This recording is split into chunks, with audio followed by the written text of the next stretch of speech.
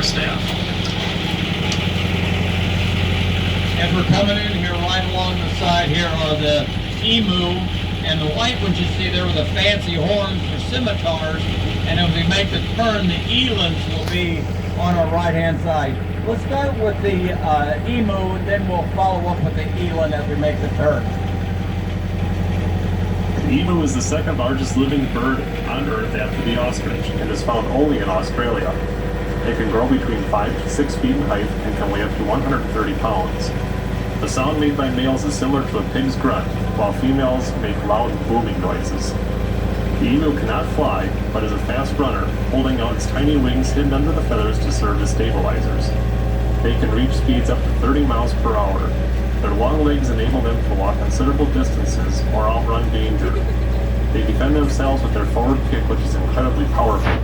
Emus are also excellent swimmers and have no problem crossing rivers or streams. The emu's conservation status is considered stable. Off to our right-hand side now are the eland.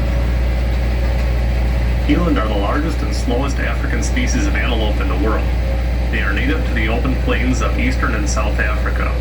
They are herbivores and graze mainly on grasses.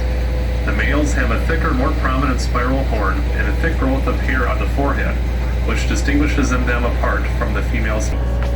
Males use these horns to butt heads with other males during rut, and females use their horns to protect their young from predators. Other distinctive features hidden, so as not to be spotted by predators. The eland are currently not listed as endangered, and their population is stable. We'll finish up in this section with the scimitars, which are over on my left-hand side. Scimitar horned oryx are desert-adapted antelope roaming the Sahara and Sahel regions of northern Africa. They get their name from their elegant horns that curve backwards like a scimitar sword. Both males and females have horns. Their black skin helps protect them against sunburn, while enlarged hooves enable oryx to walk easily on sand. Their dense eyelashes and strong eyelids protect against wind-blown sand in the desert.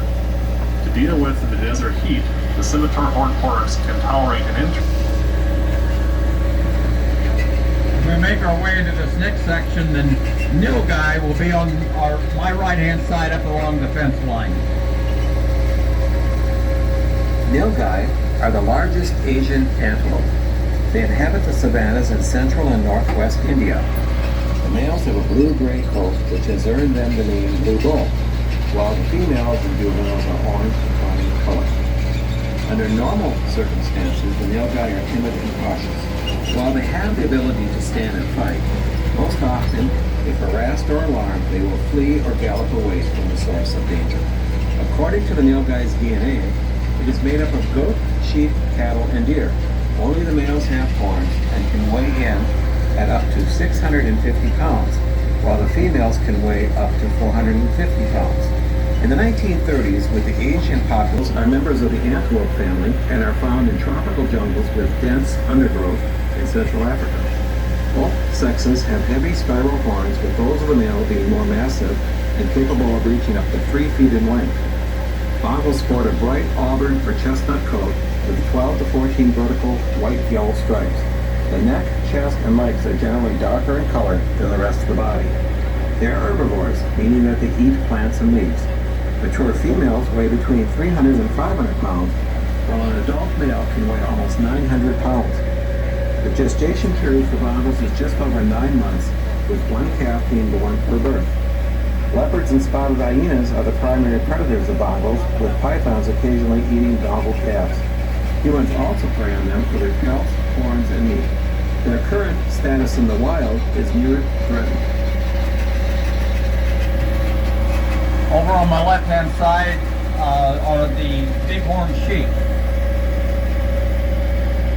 The bighorn sheep's current range is the foothills of Nevada from the San Jacinto Mountains near Palm Springs, California to the U.S.-Mexico border. They are members of the bovine family. Both male and female sheep have horns, but the male's horns are massive and can weigh as much as 30 pounds of themselves. Their horn is made up of a bony core attached to the skull permanently, unlike deer that shed their antlers. The females are called ewes and the males are called rams. They have split hooves which aid in balance and rough hoof bottoms for natural grip as they move around the rugged mountain terrain. At the beginning of the 19th century, there were between 1.5 million to 2 million bighorn sheep in North America. Today there are less than 70,000. With the private and public conservation breeding programs, the sheep population is slowly being reestablished. Individualized zebras, and it is how they recognize each other, as no two zebras look exactly alike. Although hunted by hyenas, leopards, cheetahs, and lions, the zebra will fight hard, and one single strong kick can be deadly to a predator. If a zebra is able to escape a predator within the first 100 yards of the attack, it is usually safe from harm. They have well-developed senses of smell, hearing, and vision, and they can run up to 40 miles per hour. They communicate through high-pitched barking noises. And will be the beast of oryx on the right-hand side, and then I do see an ostrich up ahead as well. So let's start with the beast of oryx, and they're right here on my right-hand side with the long parallel horns, and then we'll work our way around. Bisa oryx are from East Africa. Both male and females have long, narrow, and virtually parallel horns that can reach 2.5 to 4 feet long, and are both gray and brown in color with black stripes and patches. The Bisa oryx can survive in inhospitable climates with sparse availability of food. They have the ability to store and conserve water so well that they can survive for weeks without a drink. They live in family groups led by the alpha cow. I'm just going to stop this for a second to mention the little addict's calf. That's the best look I've had of him of any day that I've been working. So he's about 2 weeks old at this point. With the alpha bull bringing up the rear. When threatened, Bisa usually flee, although when cornered they present a spirited defense, sometimes inflicting fatal injuries with their spear-like horns. Breeding of the Bisa oryx occurs throughout the year. A single calf is born after a gestation period of 8.5 to 10 months. The Bisa oryx is a threatened species. Wildwood Wildlife Park has been working with many zoos through the animal management program to keep this species thriving.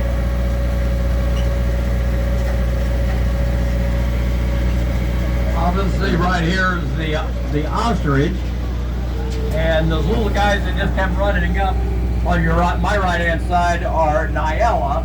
We do have a new Nyala male in here. I haven't seen him yet. But as we make the turn, the wildebeest here on my left-hand side, and there is a calf in with them as well. Wildebeest is one of the largest antelopes in the world. They can reach 8 feet in length and weigh up to 600 pounds. They live in central, eastern, and southern parts of Africa. They have a mane just like horses, and both males and females have curved horns. During the migration, wildebeest can travel between 500 and 1,000 miles. That is like walking from Minocqua, Wisconsin to Washington, D.C. The timing of the migration is determined by weather conditions, but typically takes place during May and June. Wildebeest live in large herds, which can provide protection against predators. Main predators of the wildebeest are lions, hyenas, cheetahs, and African wild dogs. Male wildebeests are known as clowns of the savannah due to their weird behavior during mating season. The female's gestation lasts 8.5 months, and she will give birth to a single baby. Females will give birth in the middle of the herd to protect the baby from predators, and the calf is able to walk as soon as it is born. Within a few days, it will be able to run with the rest of the herd. Despite being targeted by numerous African predators, they have a high reproduction rate, which keeps their conservation status stable. If you look out to my right along the fence line are the ostrich. The ostrich is the largest and heaviest living flightless bird. They live in dry, hot savannas and woodlands of Africa. They are known as the camel bird because of their long neck, prominent eyes, and sweeping eyelashes. Like camels, the ostrich can tolerate high temperatures and go without water for long periods of time. They get all the water they need from the plants they eat. Male ostriches are called cocks, and the female ostriches are called hens. A group is called a flock. Ostriches are fast and can sprint in short bursts up to 43 miles per hour. One ostrich stride can be 10 to 16 feet long. They do not fly, but like the emu, have wings that help them balance when they run. Ostriches fight with their feet, and they kick forward because that is the direction in which their legs bend. A single kick can kill a lion. Males have twisted horns that can grow almost 3 feet long. Males can weigh up to 300 pounds and females weigh up at about 250 pounds. The addax's flat hooves are like snowshoes. They keep the animal on top of the ever-shifting sand so they do not sink. They are not nocturnal, but even so, during the hottest times of the summer, they will sleep during the day and forage at night. They are herbivores, which means they only eat vegetation. These animals do not have a particular breeding season, and they can breed throughout the year when conditions are good. The female has a gestation period of 9 months, giving birth to a single calf. The addax is just about as close to extinction in the wild as it possibly can be, and is. As we were kind of coming in, we did see the little Nyala females run up along the fence line straight ahead, off a little bit to my left. The Nyala and the kudu are there with them. Let's talk about the Nyala and then we'll try to follow up with the kudu a little bit on the way out. Nyala are native to southeastern Africa. They are a medium-sized antelope. Males have dark gray colored heads and bodies with distinctive stripes along their torso, and the females are reddish-brown in color and have vertical white stripes along their body. The males have horns, while the females do not have any horns, but they have a white V between their eyes. Nyala are very alert to danger. If a predator is detected, the female uses a sharp, high, dog-like bark to warn the herd. The other Nyala in the area will react and run away. Nyala also react to the warning calls of other species such as impala, baboons, and kudu. They spend most of the day in the shade or under a tree and tend to feed during the evening and early in the morning. Nyala breed throughout the year, although most young are born in spring after a gestation period of 7 months. The Nyala conservation status is currently stable. However, the main threat faced today is declining habitat due to agricultural and climate change. Wildwood Wildlife Park has been working with many zoos through the animal management program to keep this species thriving.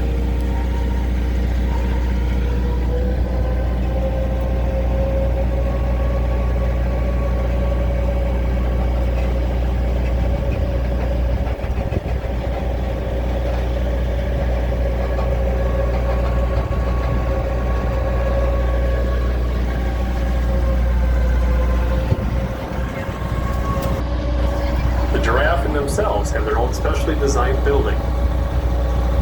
Buildings are heated by hydronic heat, so all animals have in-floor heating and stay nice and toasty during the harsh winters.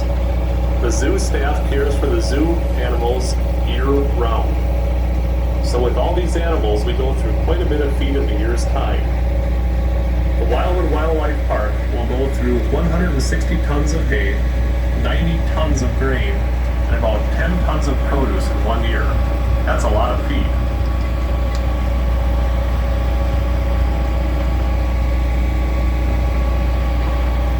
From the beginnings, the zoo has experienced a multitude of changes and extensive growth. Wildwood Wildlife Park's team mission is to provide an exciting zoological collection and educational facility for all visitors. Our goal is promoting lifelong learning by enriching minds and fostering environmental respect. We strive to provide experiences that last a lifetime with every visit, no matter our guest's age. Thanks to the hard work and dedication from the entire Wildwood Wildlife Park staff, the park received the prestigious 5-year Zoological Association of America accreditation, first in 2008 and most recently when those are born.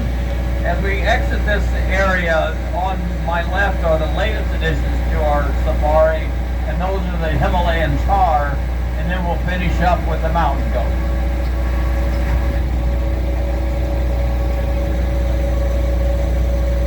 The Himalayan tar is native to the mountainous regions of Tibet, India, and Nepal. It is closely related to sheep and goats. The average male tar usually weighs around 160 pounds, while females who are shorter in height average about 80 pounds.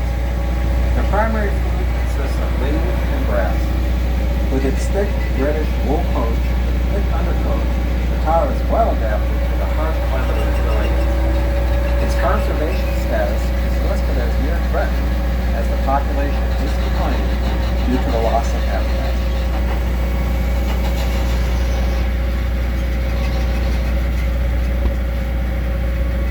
The mountain goat, also known as the Rocky Mountain goat, is a mammal most commonly found living in the mountainous areas of western North America. The mountain goat's hooves and toes facilitate fancy footwork.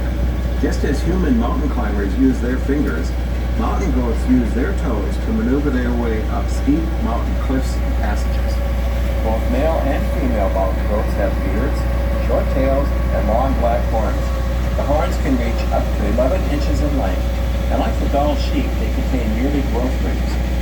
They are protected from the elements by their woolly grayish-white double coats. The fine, dense wool of their undercoat is covered by an outer layer of longer, hollow hairs. Mountain goats molt in the spring by rubbing against rocks and trees, with the adult billies, or the male goats, shedding their extra wool first, and the pregnant nannies, the female goats, shedding last.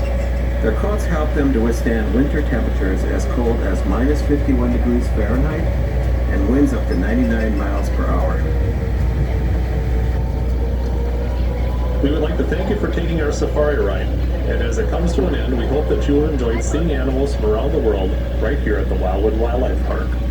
Please enjoy the rest of your visit today by checking out the Educational Center, Dino Dig, Flamingo Cove, aviary, gibbons, lemurs, giraffes, parakeets, and of course the white-tailed deer which made Wildwood Wildlife Park originally famous.